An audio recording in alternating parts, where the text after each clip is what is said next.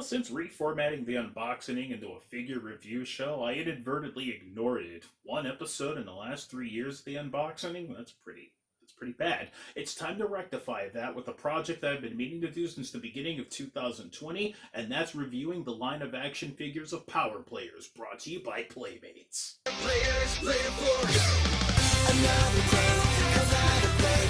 It's time to be Power Players. Before I get started talking about the action figures, here's a brief summary of the show. Power Players centers around the story of a 9-year-old boy named Axel Mulligan who comes into the possession of items called power bands, these toys invented by his uncle Andrew. With these bands, one is able to transform themselves into a toy using a power called Menergy. Axel accidentally awakens some of Uncle Andrew's toys, bringing them to life. Masko, Sarge Charge, Barbarian, Bobby Blobby, Galileo, and Slowbot. Together as a unit, they fight the villainous Madcap and his army of henchmen evil toys that he awakens.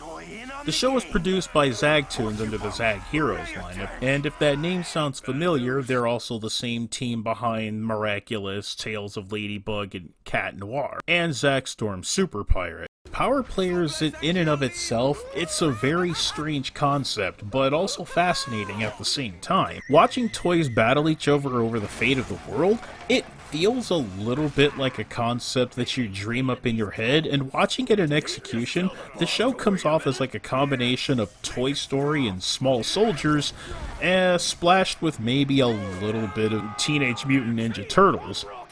With each episode of Power Players that I watch, I feel like I end up with way more questions than I get declarative answers about this series' lore. Like, what on earth was Uncle Andrew inventing with these things? Why do these things have so much power? Who was actually the marketplace for these? But for a show with an 11-minute runtime, it's probably best to just yank your brain out and enjoy the action for what it is. Certainly got imagination going for it, I'll give it that. It might be weird to say this, especially from a studio and production company that made Miraculous Tales of Ladybug, but Power Players is probably their strangest show. So as far as Playmates quality goes, I think at surface value these action figures are pretty cool to look at, especially compared to the Bondi line of Zack Storm toys that I got a couple of years ago. For instance, get a load of these. I mean, come on, that's not even trying. I think the colors are very well done and capturing their likeness is pretty good. They do have some solid points of articulation here and there. I'm especially proud of the legs. If you're familiar with a lot of Playmates toys, they're usually pretty good at getting figures to stand up, and their legs have a wide enough base so getting them to stay put on flat surfaces is significantly easier. I do have a little bit of an issue, and by the way, I just want to apologize for the green background and Axel's accessories being primarily green. I know it's hard to get a look at that. I'll probably get a shot of them better on a non-color clashing surface. I did have a little bit of trouble getting the sword to stay flush in Axel's right hand. It tends to kind of wobble around and fall out very occasionally after a few times of doing... Yeah, see that right there.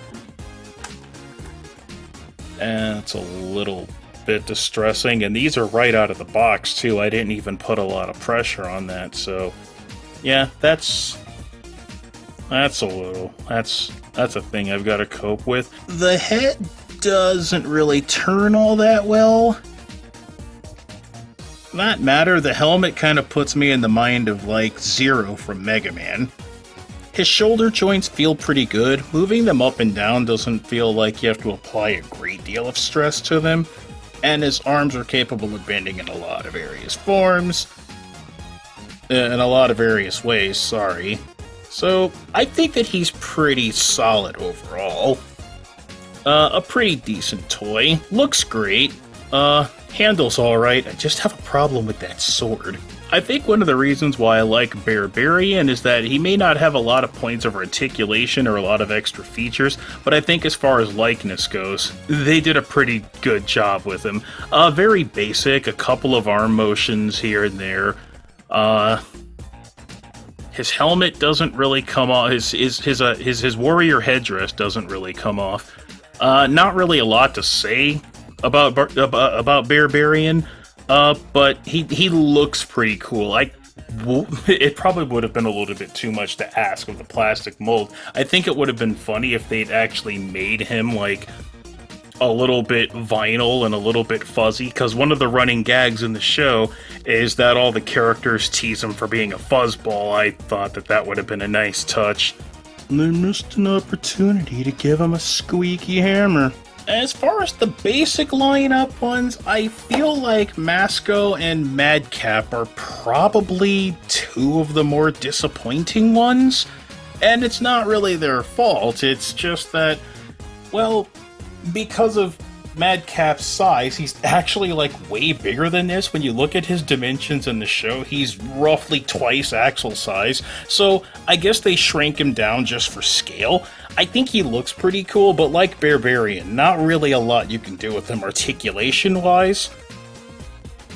They gave him his little claws that are able to sap Minergy, and those are a really nice touch. I kind of feel bad about leaving those in the hands of cats or any smaller animals like birds. They'll tear those apart.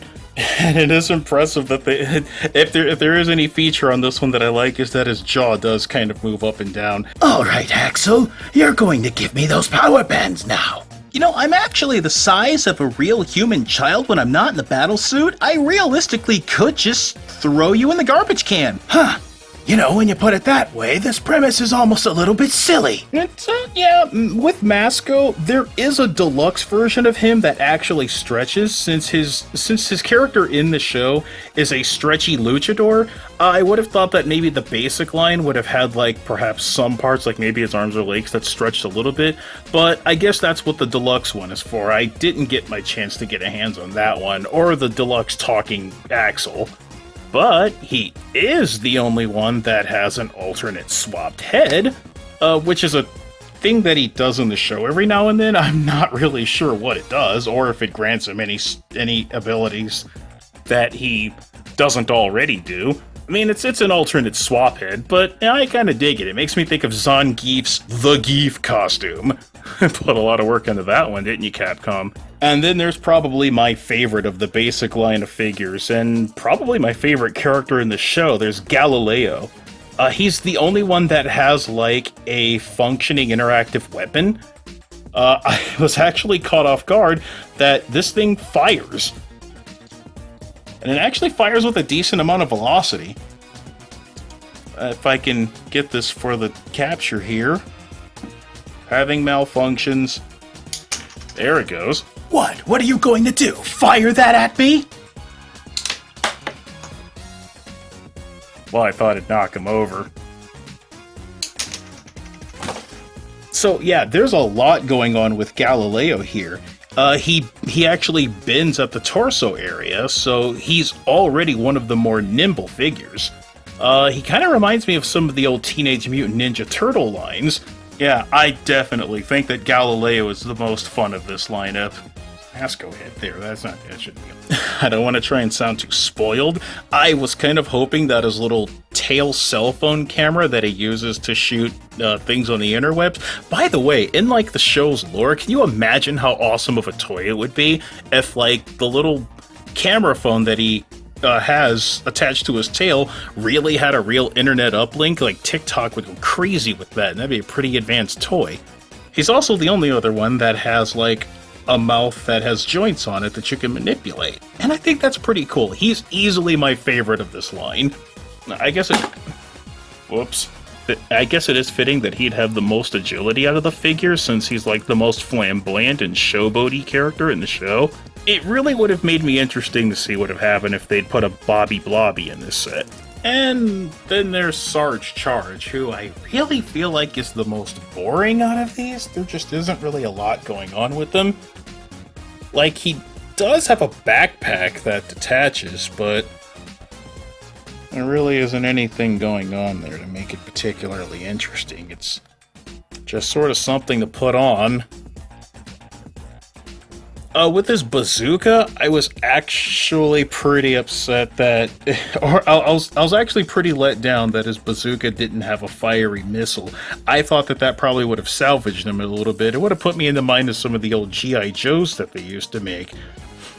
Like, this button right here looks like something you can interact with, and, well, doesn't do anything. I pressed, it looks like the missile comes loose, or maybe it does fire, but I don't know. I couldn't find anything on here that triggered it, so. Like Axel, his articulation isn't really too bad. It's pretty good at getting him to stand up, but he's such a basic character that he really needed some more going on with him to make him appealing. Funny enough, when my nephew looked at him, he thought that he was a Fortnite character. So what exactly is the Loser Brigade going to do to stop me? You hold on right there, Madcap. You stop everything that you're doing. Soldiers, get him! There really isn't a whole lot that the Masko can do. I could probably try to tackle him, but he might avoid me. Hey!